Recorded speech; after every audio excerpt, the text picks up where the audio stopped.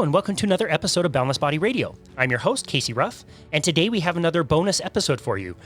Recently, I was honored to be hosted on the Evolve podcast, which is put on by my good friend, former boss, and mentor, Steve Cutler, and his co-host, Myles and KC.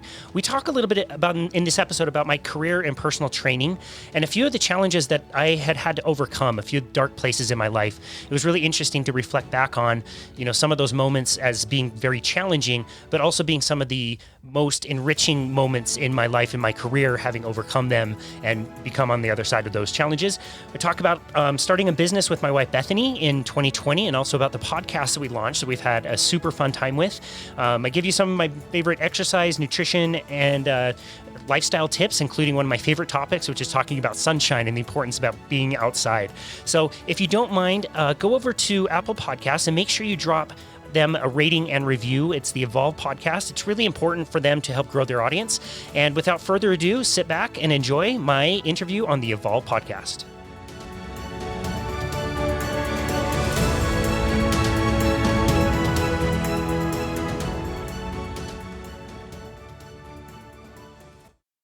Hold it now. This is getting better and better.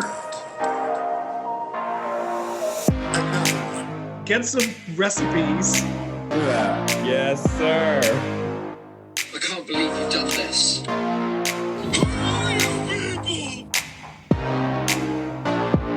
Welcome to the Evolve Podcast, a podcast that explores personal evolution through our choices and overcoming life's challenges. The Evolve community is your ultimate destination for personal growth and evolution. True to form, I get to continue to be the dumbest person in the room. That's fantastic. Thank you. Did you ever get a quantum physical explanation for how to bake a meatloaf from a porn star? Bake a meatloaf from a porn star? So with that, we love to start the show by asking our guests what's inspiring them right now. Casey, what is it? Is there music that you're listening to? Is there a book that you're reading? A person in your life? What is inspiring Casey Ruff right now? Oh, this could be the whole podcast because he's inspired by everything. That's probably true. It's, I guess when I started my podcast, it was important to me to have like a wide range of topics, and I could talk about anything. Not monetized. I don't have bosses like you guys. You're just doing your thing and interviewing anybody. Right. And so it's kind of fun, to learn about things that I wouldn't normally press into very much. And I can just think this last week, Thursday, I interviewed author James Nestor. He wrote the book Deep in 2014, all about freediving. And he wrote the book last year called Breath. And it's all about breathing, breath work, the timing, nose breathing. So this week I was able to listen to his book for the second time and just relearning how important it is to focus on the breathing, focus on tempo, how it impacts your performance, how it impacts things like even your jaw and teeth. It's so crazy. So that was super, super interesting to learn about. And then the very next day, we got to interview Daryl Bassard from Redmond Real Salt. So Redmond Real Salt is my favorite salt company, which is great because they're here in Utah. And, he's really great at educating. And they make a product called Earth Powder, which is toothpaste powder. And when I reached out a few weeks ago, I said, dude, I just bought some of this stuff. This is life-changing. I've never felt more like my teeth were always polished. I just got back from the dentist from a cleaning without that waxy feeling. You know what I mean? Yeah. It's like that all the time. It's amazing. It's a great product. So we got to talk to him, and I learned all kinds of stuff about teeth and proper teeth cleaning and the history of that. And, how these, normal companies are putting, foaming agents and, they make them bleach white, which isn't normal. And his product uses clay, and it's black and gets charcoal all over your bathroom if you don't close your mouth with your toothpaste. It's great. So learning about those two things this last week has been really fun. That's really cool. I've tried the, what do they call it? It's not a toothpaste. It's a powder paste. Okay. And they have earth paste, which is like a normal paste. And I told him your earth paste is really good, but the powder, I've used the powder before. Yeah. Yep. Oh, yep. Dude, life changing. Absolutely life changing. You just get your toothbrush. It really is amazing. It's so good. Yeah, it's such a cool thing. Everything. Never even heard of that. And you don't have all of the additives, all of the extra stuff in it. Yep. Yeah, it's great. It's great. And this, to Myles' point, this doesn't surprise me that there are a couple of just random ideas and random topics that are inspiring you right now. We could probably stay on that question for the entire time. But we do have some other questions for you. And with that, folks, we want to welcome you to another episode of the Evolve Podcast, a podcast that explores personal evolution through our choices and overcoming the challenges life throws at us. Coming to you from Las Vegas, Nevada, the man that coined the phrase, "What happens in Las Vegas stays in Las Vegas," is KC Mitch Mitchell. Welcome, KC. Thank you. You got to be careful how you use that line. It might draw some legal battles. And playing the piano in nothing but his bedazzled bathrobe in Oberlin, Ohio, is W. Myles Riley. Welcome, Myles. Thank you. The introduction doesn't get any better than that. My bedazzled bathrobe. I like that. I love it. And sitting in the mountains of Utah, wondering why so many people drive alone in their cars with face masks on, I'm Steve Cutler. Today, our guest is health and fitness expert KC Ruff. Welcome, KC. Thank you very much. It's a pleasure to be on. Yeah, we're excited to have you. I actually saw somebody the other day with 2 masks on in their car, and they were the only one in the car. Yeah, that baffles me beyond to no end. Yeah, well, only KC Ruff. Yeah, I know it's happening here in Utah too. KC Ruff has been a certified personal trainer since 2007. He successfully ran a metabolic testing program for a large gym and oversaw 13 programs in the West region of the United States. KC has multiple certifications as a personal trainer, lifestyle coach, performance enhancement specialist, and nutrition coach. With his nutrition coaching certifications, he specializes in low-carb lifestyles, including ketogenic and carnivore diets. KC has helped thousands of clients over 14 years learn how to achieve their best lifestyle through movement, lifestyle management, and proper diet. He lives in South Jordan, Utah with his wife, Bethany, and their 2 dogs and cats. In his free time, KC loves to cycle, play hockey, paddleboard, go jump in frozen lakes in the wintertime, and run a podcast. Yeah, I'll never forget that one. So if we have time, we'll tell that story. Yes. Run and jump denotes that you're on a solid surface and you're actually going to jump in. It doesn't mean you strip yourself down and just walk down this muddy, frozen path into a lake that should have also been frozen. That was a disaster. It really was. I had a great idea one time. KC and I were hanging out at our cabin, and I said, "Hey, let's go jump in the lake. I've never done a frozen lake jump." We get down there, we start running towards the lake, and all of a sudden we are literally knee deep in frozen mud. So it didn't quite go as planned, but maybe another time. So KC, the other day we were reminiscing about a turning point in your life, kind of an internal conflict that you were having a few years back. You had been doing a lot of research into this low carb lifestyle, and you had to not only research of what you were reading, but what your experiences were and how it was working for your clients.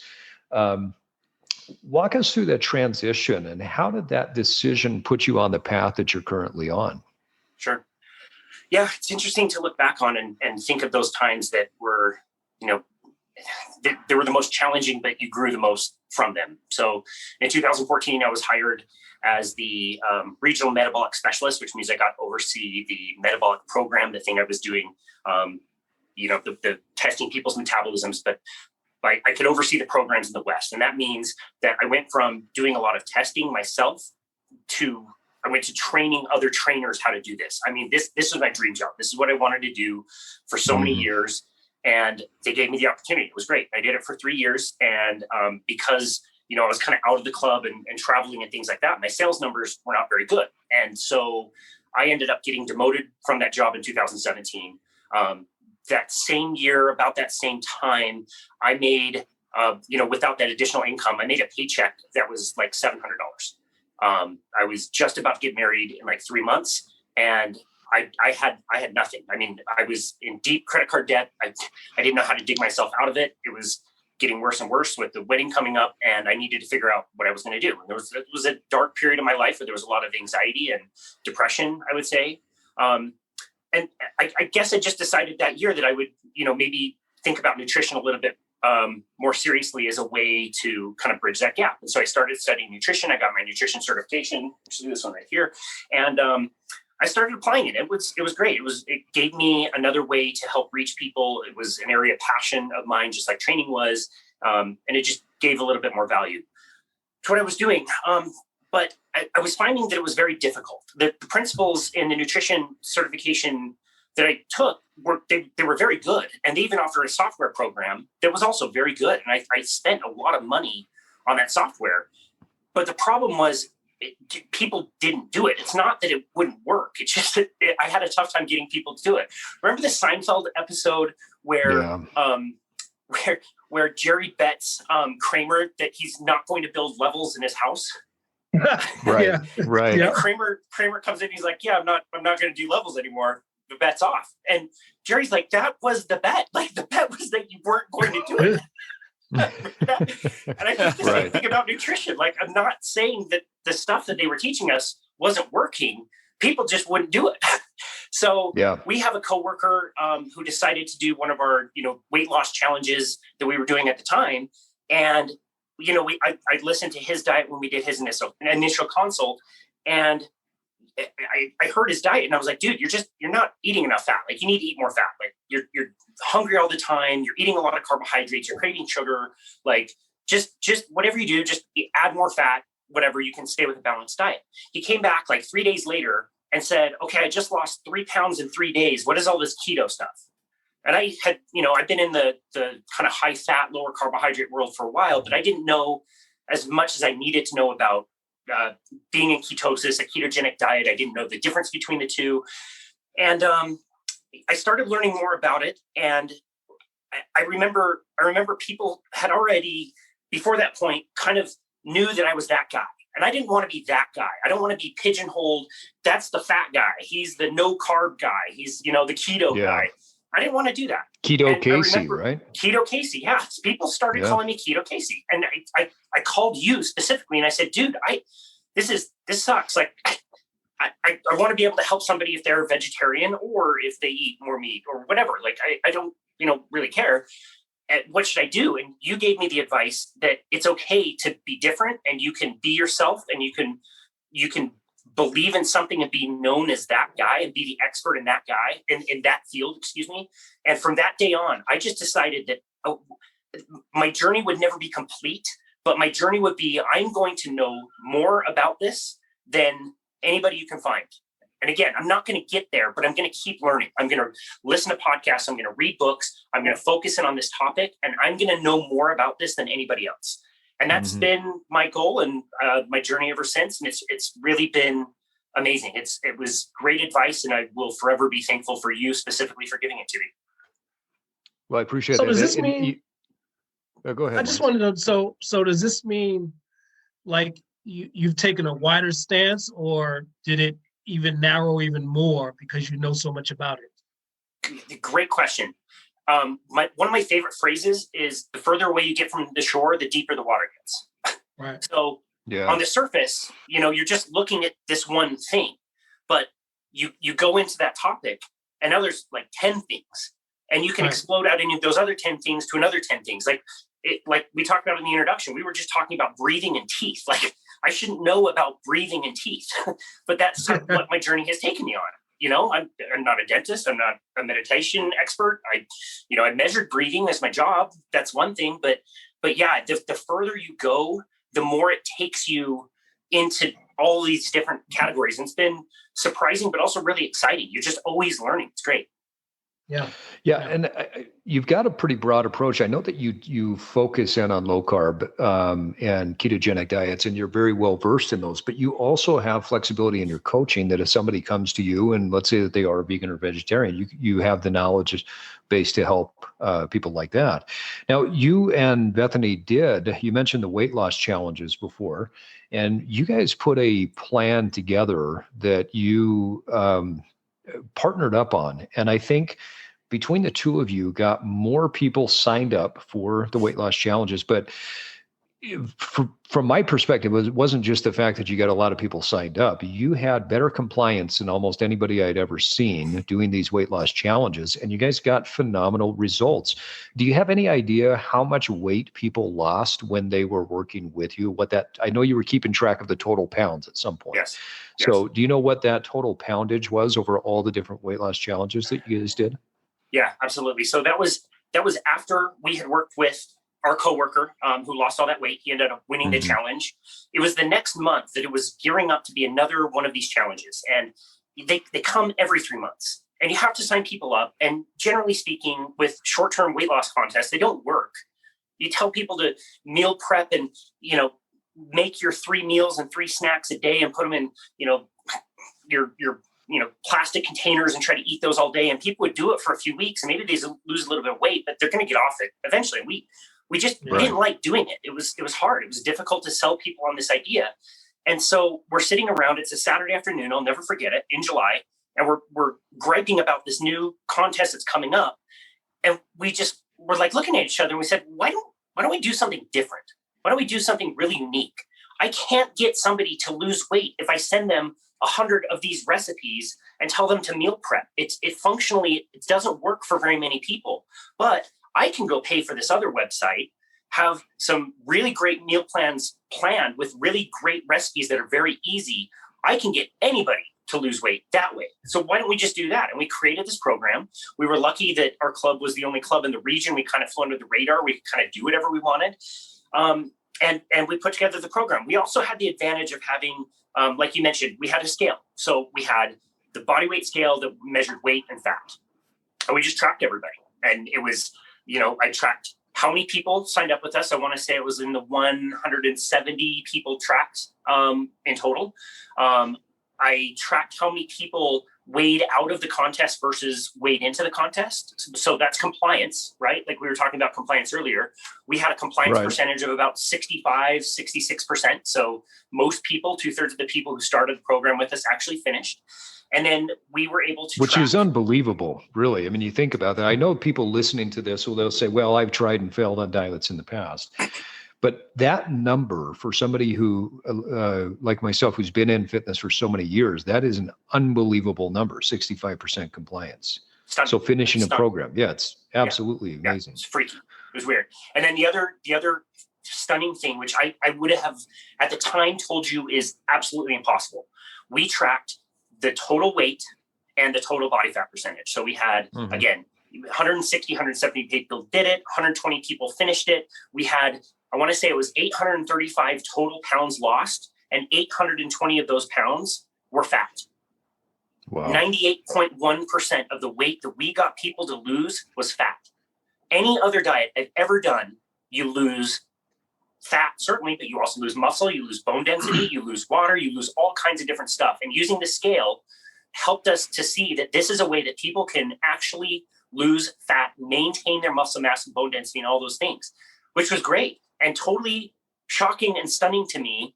But also it was the other things that they were saying. It's like, yeah, I've lost weight, but my skin feels better. Or my husband, he's not doing the program, but he just lost 40 pounds. Like all the stories we would hear about my digestion improves. I don't need my high blood pressure medication anymore. It was crazy. And it wasn't, this isn't a randomized controlled trial. This isn't the top science that you could actually get, but it was a large group of people. Some were men, some were women. Some needed to lose 200 pounds. Some wanted to lose 2 pounds. Some lifted weights, some did cardio. All we did was just send them some low carb recipes. Don't worry about the science. We'll teach you that as we go. Just find the meals that you like and start making them and eat them until you're totally full. That's it. So one of the things I want to make sure I point out in this, though, is for people who hear you right now, people need to understand where you came from, that you were a cyclist. In fact, you were you won your crit series, and you used to be a carb loader as a cyclist, right? So this is 100%. You've not always been this guy who has been the low carb ketogenic diet. So if somebody's listening to this and they get through these first few minutes and they say, oh, well, this guy, it's a propaganda. You've lived both ends of the spectrum, I should say. Right. Yeah. That's right. Yeah. Yeah. It was definitely a journey. I didn't go to this way of life without kicking and screaming quite a bit along the way. And it there were times where it didn't make sense, but yeah, I mean, I would eat, 4, 5, 6 times a day. I need snacks all the time. I needed snacks all the time. Between clients, if I didn't have something to eat, I'd be horribly hungry. My hunger was hanger. Like I can relate to people when they feel like at 2 p.m. or 3 p.m., their head is on their desk and they feel terrible. I know what that feels like. Of course, I needed to nap every single day. Every single day I needed to take a nap after work. Before my races, I would drink the sugary gels and goos and my stomach would hurt and my energy would be good and then it would crash and I'd stop at gas stations. My favorite thing, I would stop at gas stations and get those, those red package grandma double chocolate cookies. Yeah. I would buy 2 packages of those with 2 cookies each and I would freebase them. That was like my favorite part of a ride. But then 30 minutes later, I'd feel terrible again. Eating all this horrible food. But that's what you did. That's what we were taught to do. And it wasn't until somebody helped me understand that there was another way that I even realized there was one. Wow. Yeah, that's amazing. So let's talk a little bit about that. You found your voice over the last several years in this low-carb ketogenic lifestyle. What was it? I know you mentioned before that there was kind of that moment where something clicked, but it wasn't at all at once, right? You never find your voice all at once. What was it that allowed you to truly find your voice in this style of coaching? It's a great question. It's like you said, it wasn't one thing, but it was, I guess I have to say being open and aware to new things as they came. I mean, there's so many points I could think about. I guess here's a good example. Early on when we decided that the rules of the game for us had changed with the pandemic, going to work was going to be an option, but we thought that the rules of the game had changed by so much. We didn't have a lot of clients that really even wanted to go back anyway. So we had to adjust and we started our company. And I remember, starting a company, I don't start a company, I'm an entrepreneur now, but I'm not an entrepreneur. I've never been an entrepreneur. but in all those years of personal training, you learn how to learn. It's yet mentality. You've taught me that. It's I don't know how to build a website, but I can learn. I don't know how to do accounting, but I can learn that too. I can pull up some YouTube videos. I can talk to some people. And I remember I was deep into all of that and learning how to do that. And I was listening to, books about how you do your social media and here's how you do your SEO and here's who's managing your social media. My head is just all over the place. So I'm like, okay, I'm going to call a small business owner. I'm going to call one of your former podcast guests, John Cottrell, which is just an amazing resource. He's done his own business for a long time. It was a similar kind of business to ours, but he runs it in a way that I like. I like his company. I like his message. And so he seemed like a good person to reach out to. And I said, okay, dude, how do you do your social media? Where are you posting your LinkedIn and are you WhatsApp and all this stuff? And he's like, well, I just do it. And I was like, oh, well, how do you think about all the SEO? And he's like, well, I don't. I just make some posts because I like to. Oh, well, okay. Interesting. Tell me about your accountant. He's like, well, I just do it myself. What do you mean? You're not an accountant. He's like, no, but learn how to do it. And he put some numbers in.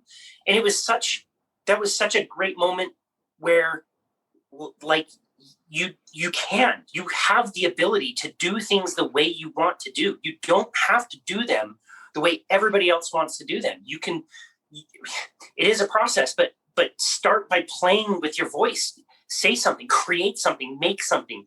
We're sitting here in 4 different places over a video that's going up into outer goddamn space and bouncing off of satellites. And we're moving our mouths, talking a bunch of, garbage, whatever. And we're making something, we're creating something. And that's what you guys are doing. And that's where your voice comes. And, you just start with what you have and make it yours. And it evolves. It gets better over time. It's great. Well, and it's really starting, right? It sometimes we're forced into those changes, like you talked about with the pandemic, and you guys made the choice to not go back into the gym setting, but to start something new. There's a creative process that's involved there. And I love how you talked about creation and that wherever you're at, whatever you're doing, you just start and your voice starts to develop over over time. Now, obviously, Casey, your voice continues to grow and develop as you interview more people. I mean, your podcast, to say it's a success, I think at this point would be an understatement, because you've got over 10,000 downloads on the podcast already. And you're really doing a great job with it. And your dogs want to say hi too. Rex and Tucker have made so many podcast appearances. It's great. They just always want to be involved. But with over 10,000 downloads, and you've done, I mean, I saw another post today and I lost track. Are you up to 60 episodes? I have, let's see, we have, and even I forget. I think we're up to 75 released. I'm backed out about 2.5. Okay. Yeah, I'm backed out about 2.5 weeks. We release every Monday, Wednesday, and Friday. So we're doing about 3 a week. Okay. Yeah, we just passed. I think we're at like 21,000 downloads right now, which is great. Somebody amazing requested to be on our show and said that their booking agency said we were in the top 20 for health and fitness. So yeah, it's cool. It's not why we do it. Wow. But yeah, it's been a fun journey.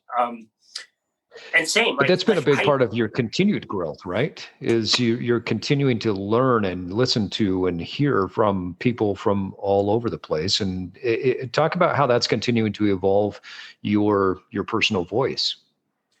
Yeah, that's a great question. So I was just interviewed a few weeks ago on a podcast that's all about gym growth. And they were into, growing businesses and small businesses and how to manage your operations and things like that. Really good content. They reached out to me. I have no idea why they reached out to me. We own our own thing, but they were asking kind of similar questions, like what's your plan for growth? How are you going to expand? And, I told them one of the really hard things for people that are ambitious and driven, like Bethany and I really am, is realizing when is it enough? When are you always expanding and growing in one way where you're just trying to get more people and get more business and get more dollars? Or do you want to grow in a different way? Do you want to grow in a learning way? Do you want to grow in a time way?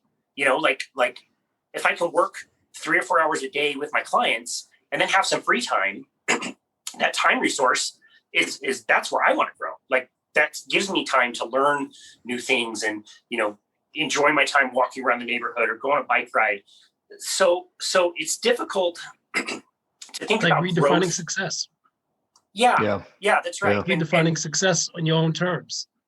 I think the opposite of like ambition isn't like no ambition or nothing. It's like enough. It's like when do you sit down at the end of your day and say that was good. I had quality interactions. I took care of my people. I got to linger around a little bit longer, have a conversation.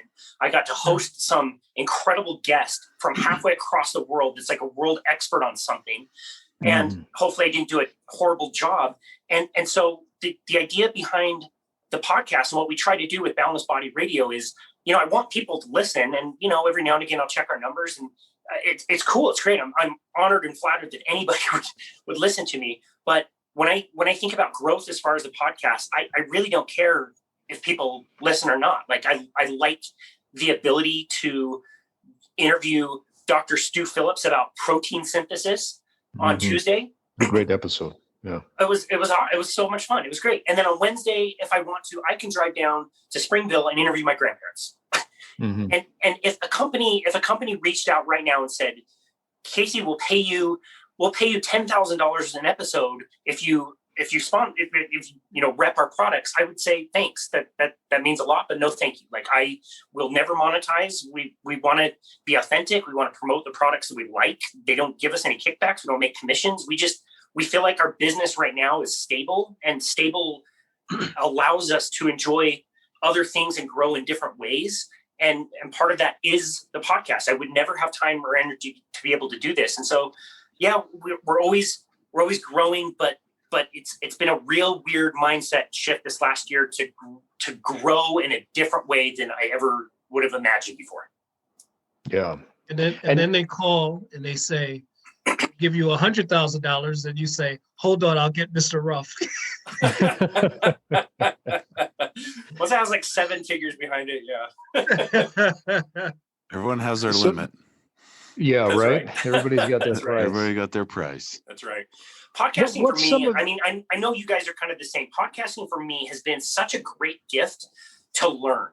And that, to sit, even, I say this a lot, like if you buy a book, you get what the author thinks at that space and time, but maybe the next day they change their mind about something, but the book is done, it's out, and it's cool. Yeah. It's, good to learn from, but in a podcast, you get to learn what that person thinks right now. And I just think all the hours and hours and hours of content that I've consumed and things that I've learned from people that are now my guests, like it's just the fact that we can do it and share with other people, and hopefully they can learn too. That's all we want. That's great.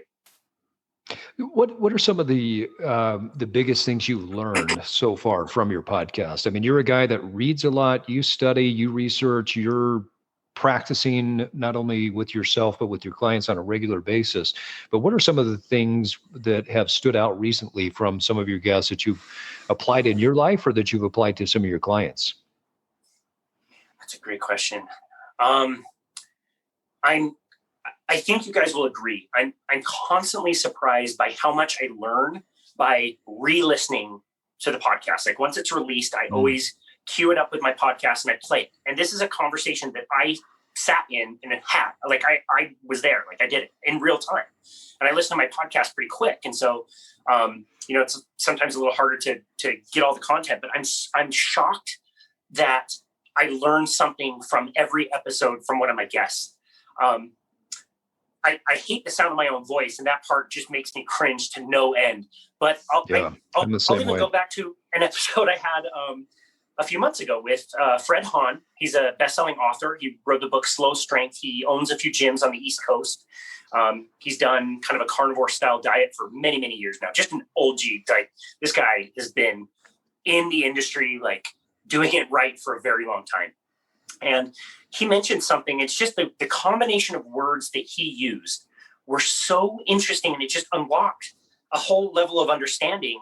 Even though it's something I kind of knew, but it was just the way he said it. And it took me not only reading his content, knowing other people's content that's very similar, having a personal training background, like kind of knew these things, but and even having the conversation with him, like it was listening to it later when he said, when you think about fast twitch and slow twitch muscle fibers, those are called fast twitch and slow twitch, not because of the speed at which they fire. It's the speed at which they fatigue. And I even stopped him. I had him repeat that. Slow twitch muscle fibers, fatigue very slowly. Fast twitch, fatigue very quickly. But what that means is you can train in a slow and controlled manner and still build fast twitch muscle fibers. You don't have to just do sprinting or fast movements to develop fast twitch muscle fibers. You can move slowly, mindfully, in a way that you'll never get injured, to a very deep level of intensity and train all of the muscle fibers and get the best results. And so I think that's a good example of just having a guest just unlock something that, like, wow, that's brilliant. Like I've used it probably 20 times with my clients since then. That exact phrase and the way that he said it. So good. Yeah, what a great takeaway. I know one of the episodes that I listened to that really seemed, at least from my perspective and knowing you, impactful was when you interviewed Nina Teicholz, because I know that she was one that, in fact, you turned me on to her book early on in this. Yeah, there it is, The Big Fat Surprise. That episode really seemed to make an impact on you. I know you've read or listened to her book several times. What did you take away from that conversation? Yeah, so I wasn't necessarily expecting this, but I got through most of the introductions. So I handwrite all my introductions. I like to kind of piece them together myself and write them down. I'm like you, very tactile. I like to hold things and have the book and write with a pen, that kind of shit. And like, I got through the interview and it just hit me. Like, I'm having a phone conversation with Nina Teicholz. This is one of the most influential people ever in my life that taught me more about this than anybody else. And it just hit me like a ton of bricks. And I started crying. I literally just choked up, and, we got through it, and it was great. And it was a really good conversation. It's tough with a guest who has done a million podcasts. It's tough because they said all of this stuff before. They did 3 earlier today. Like, so what I like to do is I really like to find something unique or something that's, not talked about as much, a truth that has been kind of underlooked. And with her, I really loved learning about the process of going through writing the book, not just necessarily the content of the book, but what was your life like as you were writing this book and discovering some of these truths that nobody's talking about. You're going against the government and nutritional guidelines, and people are threatening you and not doing interviews with you. It's like the most bizarre thing. And so with her episode, I knew her content. I have her book, practically memorized. But it was learning about the process of going through it and how difficult it must have been. I mean, 10 years to write that book. At any point, you could have bailed on that. You know what I mean? Like, down so it was pretty amazing to listen to. 6.5 years. Yeah. Right. And to hear that story and to have you relate to it. I think one of the things that really hit me, Casey, when I was listening to you interview her, was that you have for years and years had this belief in a certain lifestyle, that, living this spider web of health and fitness and wellness. I mean, people can go down the rabbit hole and they can get lost in that because there are so many components to health and fitness. But you've had this philosophy with how you've lived your life that, when you were in a big corporate gym, didn't always match up with that, because you wanted to be able to work and then go and, go for a long bike ride and enjoy your weekends. And when you're in a corporation, that's not always the perspective they want to hear. But so I think that hearing her story, I could really connect the dots between the two of you, because you have stayed true to that voice of the life and the lifestyle that you want to live. And I think it's admirable that you're doing what you're doing on your terms.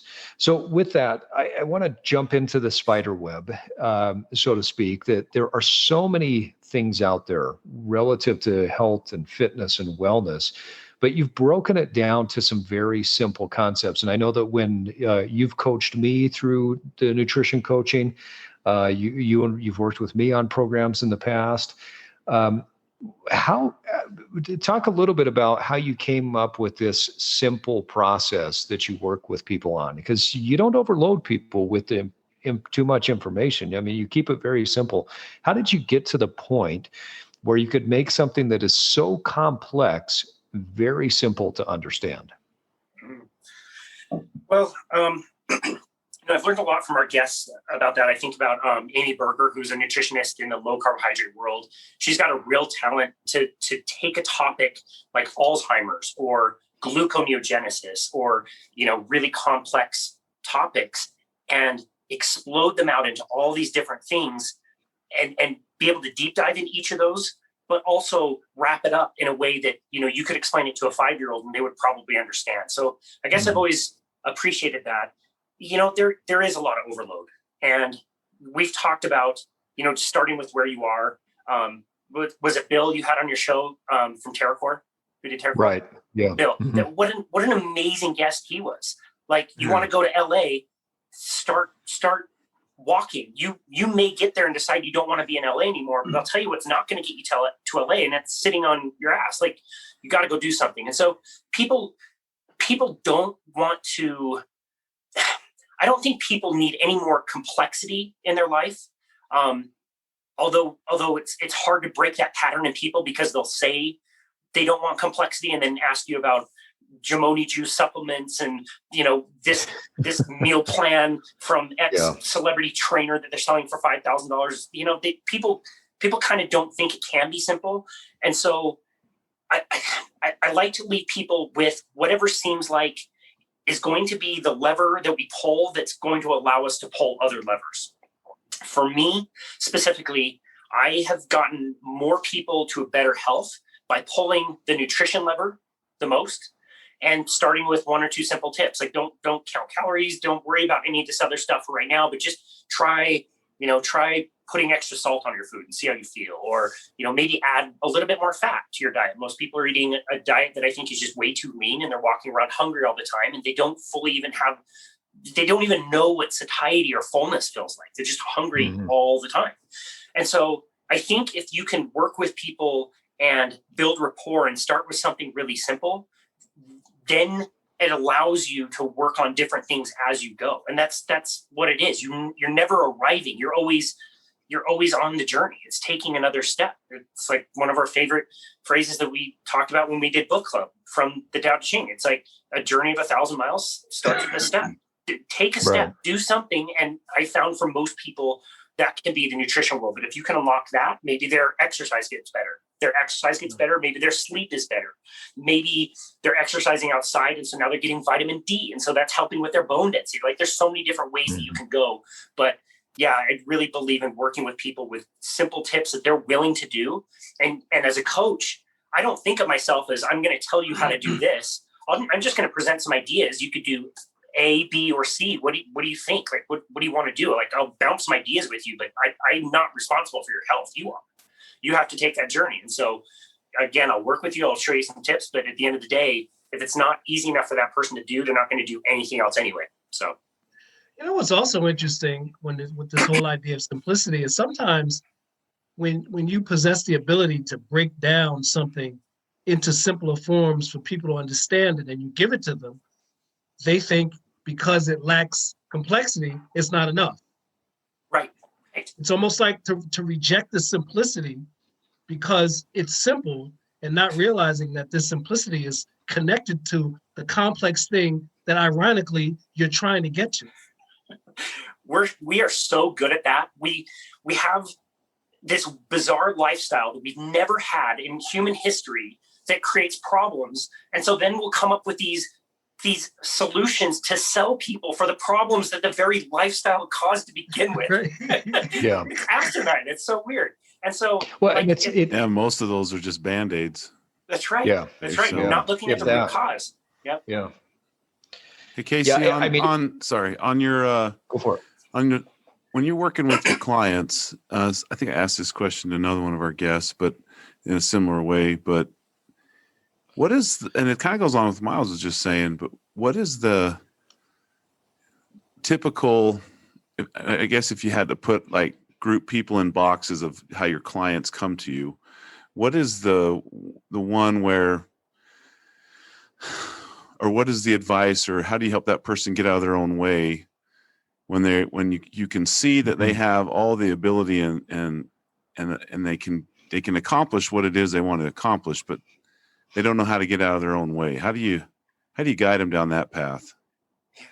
Great question. That's tough. That's a really difficult question. We see that a lot. I mean, we get hired all the time by people who want to change, but they don't want to change.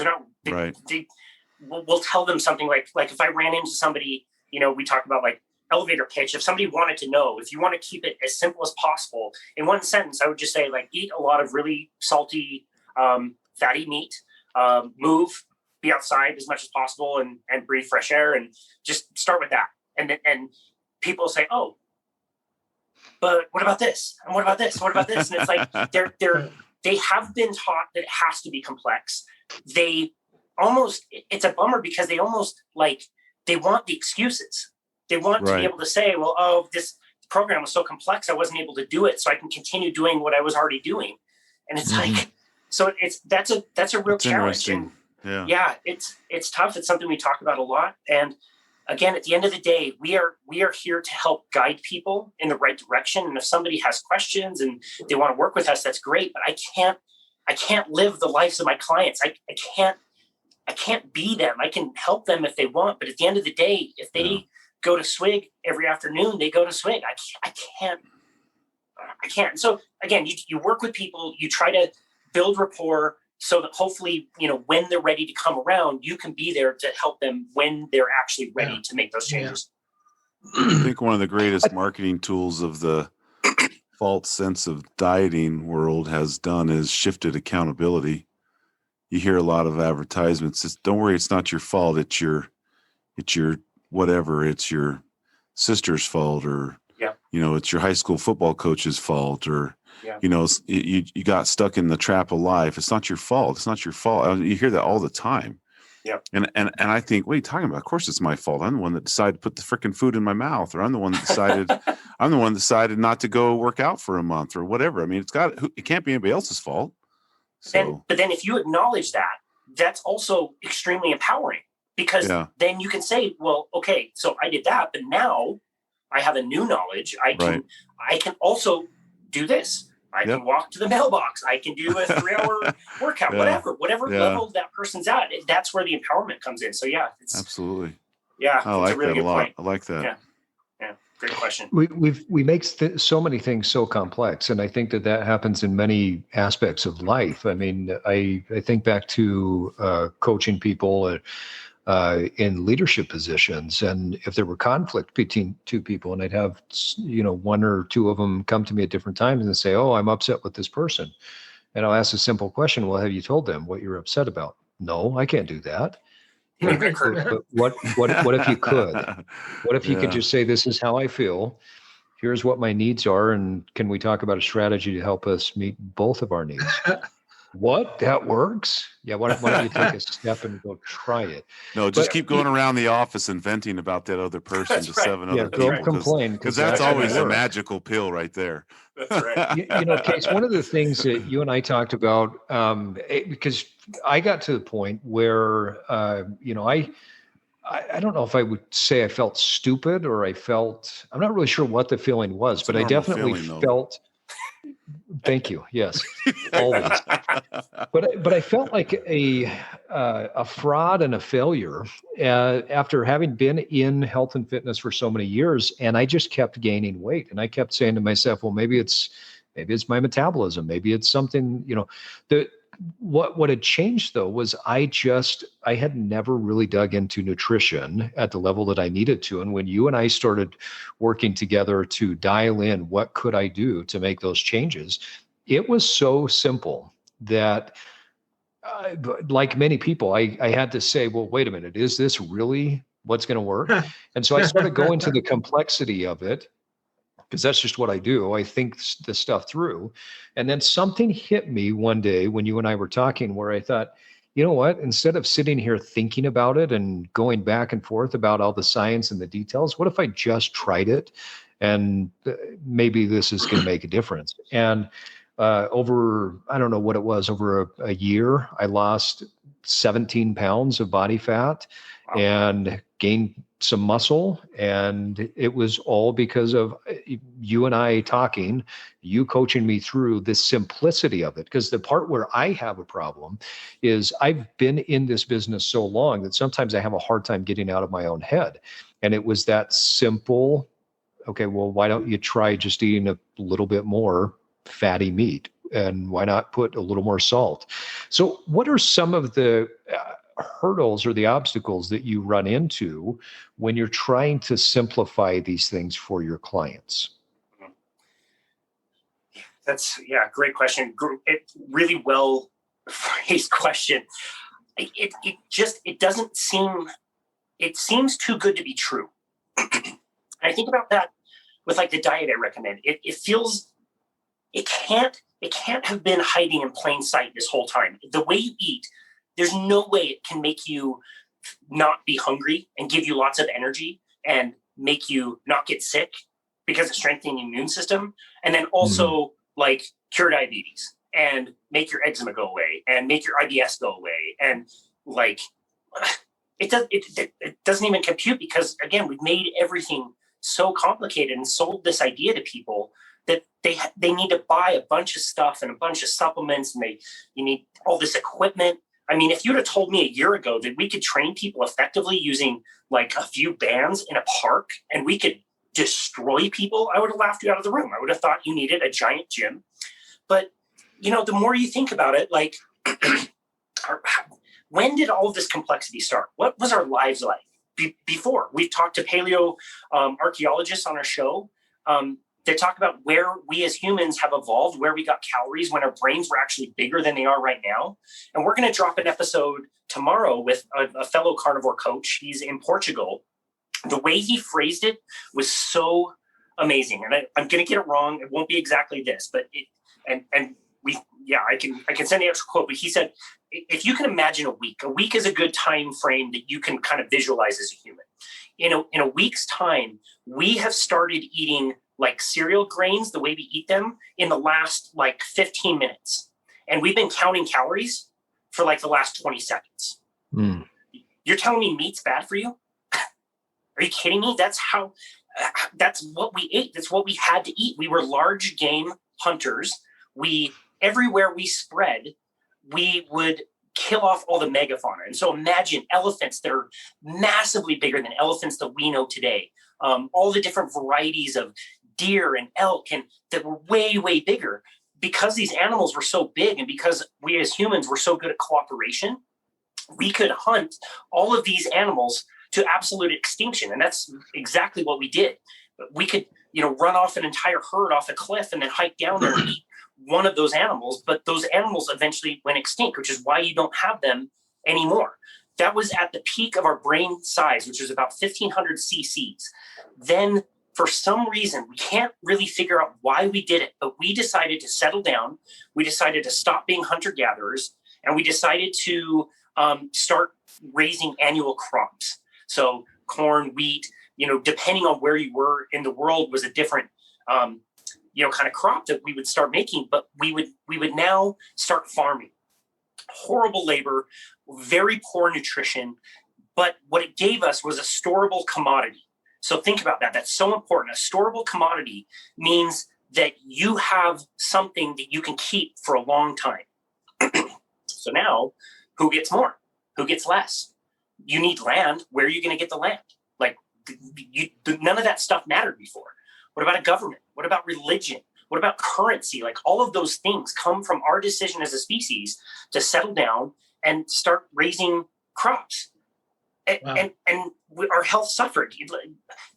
James Nestor, I mentioned that earlier. He wrote The Breath, Breathe. He was able to descend into the quarries of Paris, down where all the skeletons are. They buried thousands and thousands and thousands of people down in the quarries. And as he's descending, he's seeing skeletons from all different time frames, from the French Revolution to thousands of years back and the Romans. And he's not an archaeologist, but he said there's a very distinct difference in the skulls of the humans that are eating this soft food bullshit diet that comes from grains and plants versus the people that were eating meat in their proper diet were much stronger, much taller, way bigger brains.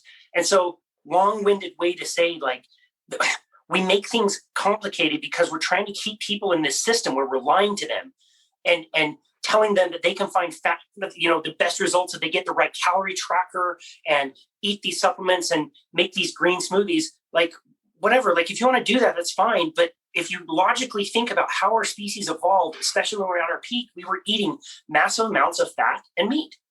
And it's just that kind of thing that makes it so simple. Like, you don't need exercise. You don't want to exercise, like walk around and every now and again, like go on a sprint or lift some heavy stuff. But animals don't exercise. A lion doesn't exercise. A lion eats a ton of food when it makes a kill. Then it goes and takes a nap. And then it gets hungry again in a few days. And it decides to go hunt again. Like, that's the cycle. That's what a carnivore cycle is. And that's who we are as a people. And the complexity keeps people trapped in a system that is going to make them fat and sick. I mean, walk around an airport. You know what I heard in all of this? It's really, and it's probably just another podcast, is in this evolution you were talking about of what we used to be and what we are now, somehow we have to factor into that the invention of the expert. Yes. Because the minute you factor in the expert, it takes responsibility away from you. And now you're putting your life in somebody else's hands. And that is the experts told me it wasn't my fault, Myles. Right. Yeah. It's the industry. And you look up and there it is. The specialist. Yeah, some guy in Lifetime Fitness, Steve Cutler, told me to do this and it didn't work. So I just want another donut. Yeah, I love donuts. So Casey, you bring this up, and it's interesting when there's one of my favorite great courses on the Audible app is called Food, A Cultural Culinary History. You recommend that to me. I listened to it. It's great. Yeah. What I love about it is it talks about what you're discussing, where there's an evolution over time of how we eat. And what a lot of people don't understand, and I think they can get some great perspective from what you're sharing today, is that much of the way we eat today has been determined because of social mores and also dogma that has been out there, whether it's religious dogma or whether it's social dogma, that has just been fed over and over and over to them. And so they say, well, okay, this is the healthy way of eating. And that's not necessarily the case. In fact, one of the things that fascinated me as we're looking back in history is that many of different societies, different tribes, the way that they would shift their eating was because there was a person of power. It could have been a king, or maybe it was a religious person. Oftentimes it was the religious person that was in charge that would say, oh, you know what? God doesn't want you to eat this. He wants you to bring that for sacrifice. You guys eat that. And so then the religious person in power would take whatever it was they were bringing, because that's what he liked to eat, and he would eat that, and everybody else would eat that. And so it's amazing to think about the simplicity of how we grew and how we have evolved, but yet truly we have devolved. We have gone backwards in so many ways. Now, you mentioned before getting outside, getting fresh air, getting sunlight and vitamin D, and you really seem to be outside all year long, even laying out in your Speedo in 30-degree weather, right? Absolutely. Absolutely. So, and people think I'm actually joking, but I'm not. No. Why is that? Why are you outside in the sun? Because don't you know that you're supposed to be Shoveled slathering snow on? with my Speedo on. That's pretty cool. That's not a Speedo, Casey. That's called a thong. No wonder so many people honked. It was Exactly. awesome. Exactly. So Casey, why are you outside without lathering yourself up with a ton of sunscreen? The food thing is so bizarre. What we've done with food, the messages we have around food, it's wild. And people listen, like we've done it. We followed the advice and it didn't work. We did the food pyramid. We have evidence that we followed it and it didn't work. That's one thing. The sun thing, I can't believe this wasn't more obvious to me earlier. How can you tell a human being that the sun is bad for you? That is absolutely bananas. We call ourselves children of the sun as a species. We evolved with the sun and sunlight. And telling people that they can't be out in the sun for 10 minutes without applying chemicals to your skin is straight up bonkers. I'm so glad I ran into the work of Nadine Artemis.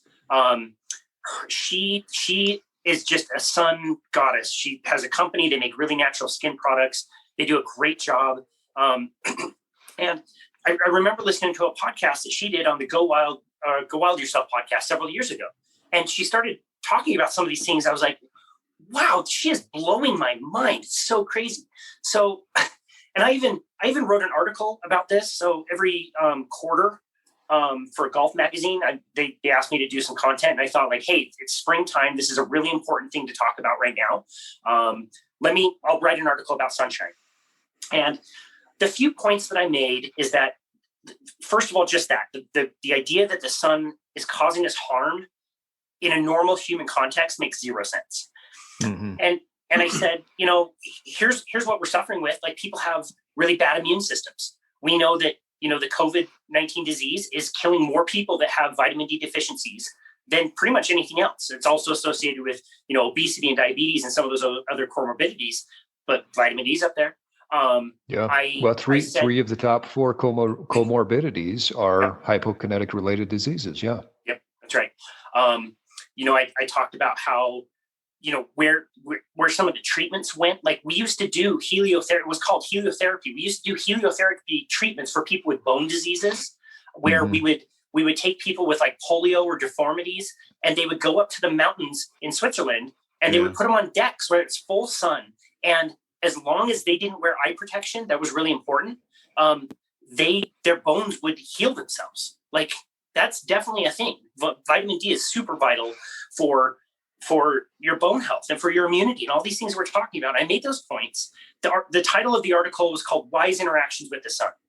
And my point was not to say, everybody run out into the sunshine right now, midday sun wherever you are. It is literally just to be wise about your interactions with the sun. This is a great time of year. We just entered springtime where we are.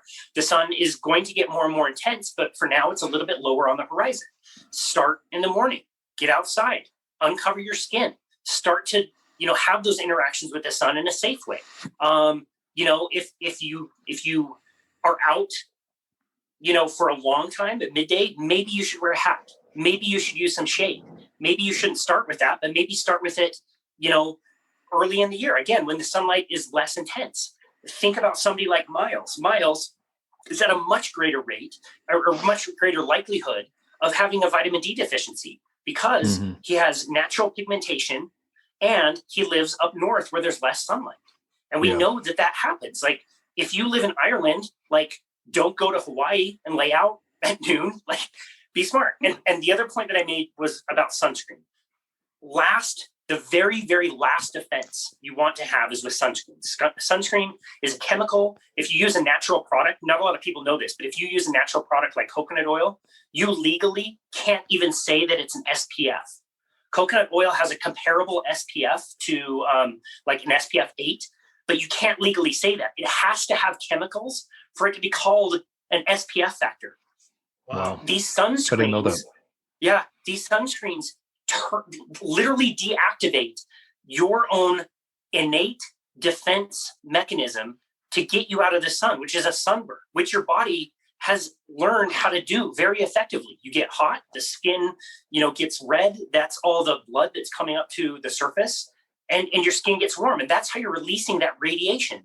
Your body can do that perfectly well. But if you're using sunblock, you're turning off the UVB rays so that you're deactivating your defense system and getting full access to the more harmful UVA rays.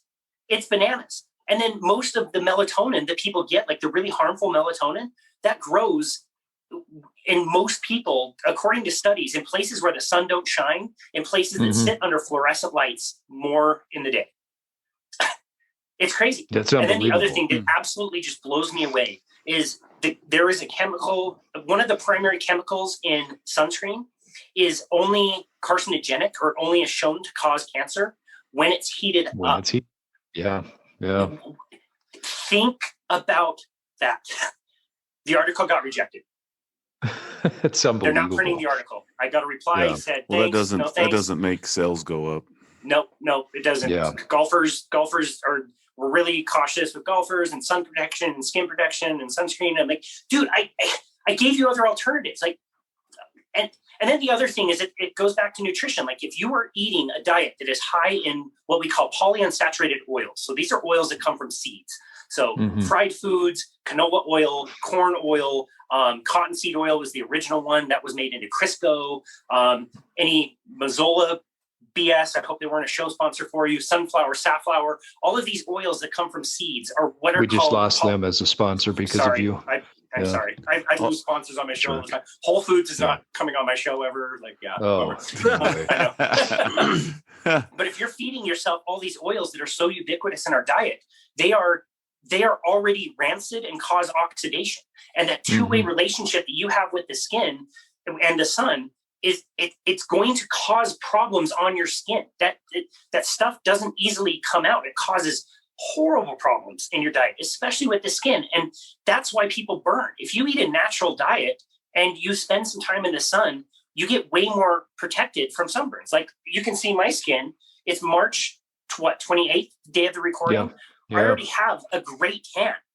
I've been laying out since January in my Speedo in 30-degree weather, getting and you still shave your legs, I can see. I sure do, absolutely. But I've done the work for the last few years of being out in the sun that now I can be out for hours a day, full sun. I never burn. I never have a sunburn.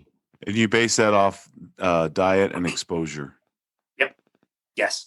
So things we recommend is start slow, start early if you can. Yeah. And it's, springtime, get out. If it's summer, that's okay. Just, go out in the mornings, practice sun gazing where you're, kind of letting your eyes rest below the horizon and the sunlight can come through your eyes. We recommend that people kind of, as much as they can, wean themselves off of sunglasses, which sucks because I love sunglasses. I have probably 20 pair of great sunglasses. I never wear them. It sucks. Why would you not want to wear sunglasses? So I guess I'll be careful and say that, for certain situations, sunglasses can be helpful. And I think the biggest one is driving. Yeah. But I remember always needing to have sunglasses.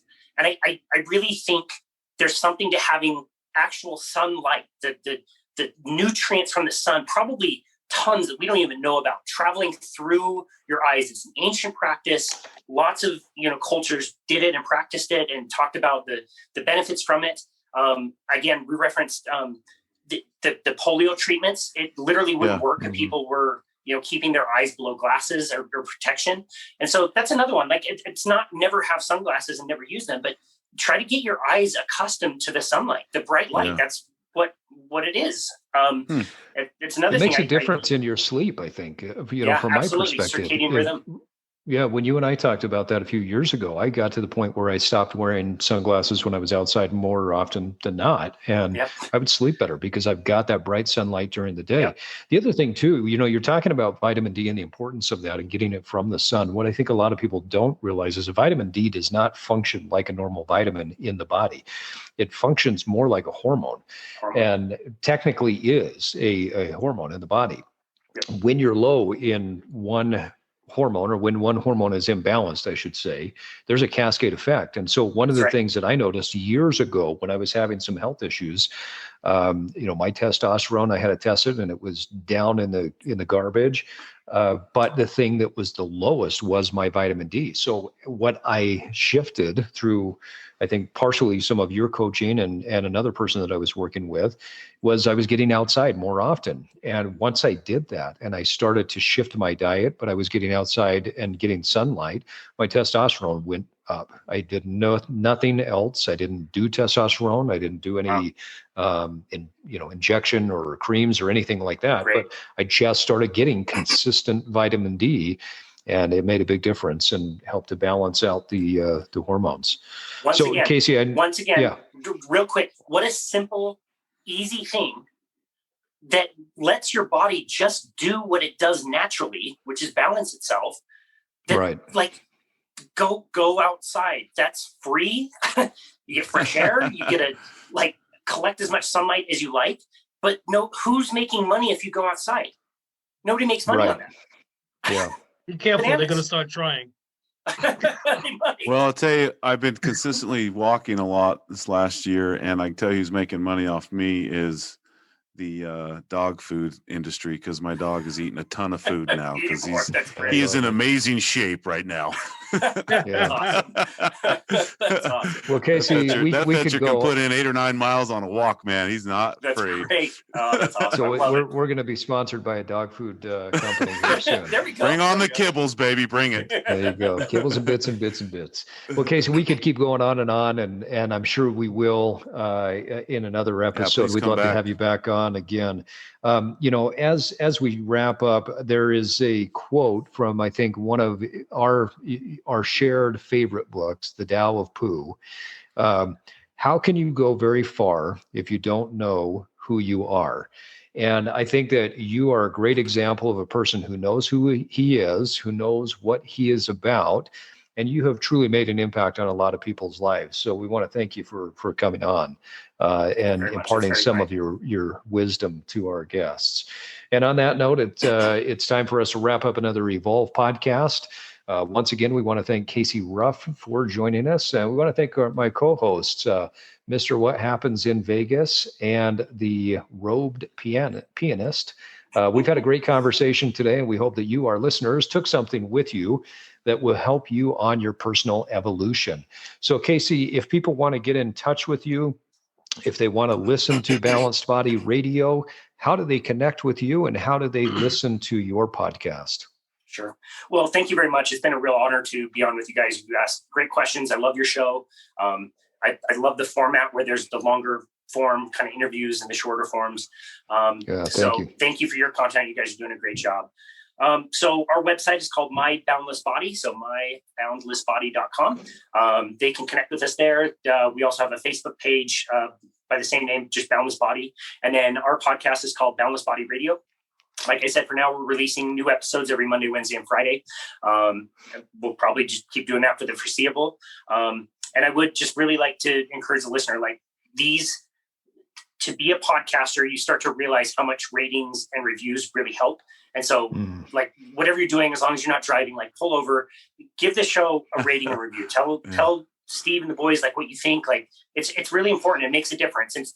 It's helped me to make more reviews on shows that I find really meaningful. And I know that's something you've done for us, and we really appreciate it. So for the listener, add a rating and review. Go subscribe. This is a labor of love, and it takes an enormous amount of work, and it's expensive. It's a really great way to support podcasters.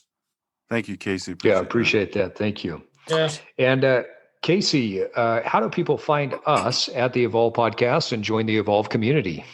Well, before you find us, if you're in need of some sunshine and you find yourself in the Ohio area of the country, come on down to Vegas. We've got massive amounts of it right now.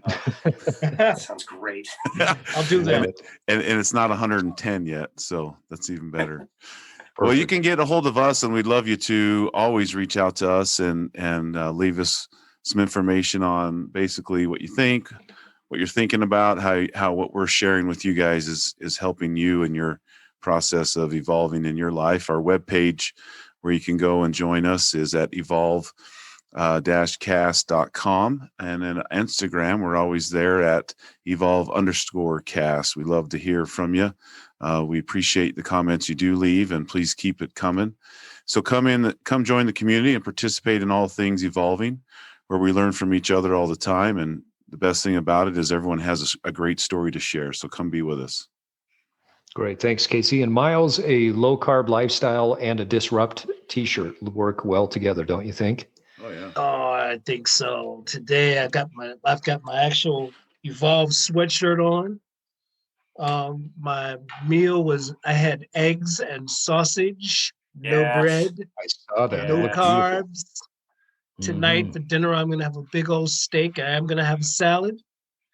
But what's more important is when I eat my dinner tonight, I'm going to have on my gear.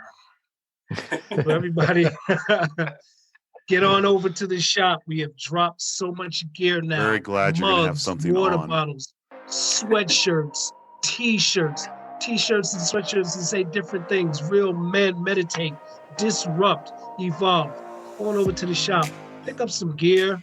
Let everybody know that you are involved with Evolve. I love it. We want people to be a part of this community. Did yourself on that one. Yeah, great job, buddy. We want people to be a part of the community, to create a movement to help people evolve in their life. It's not just about a small change or a little bit of motivation here or there. We want you to get out and make those changes. So thank you, our listeners, for listening to another episode of the Evolve Podcast, a podcast that explores personal evolution through our choices and overcoming the challenges life throws at us. And now it's time for you to get out there and evolve. Evolve. Thanks for listening. Join us next week as we talk to men's style expert and author Tanner Guzzi. That's next week on the Evolve Podcast.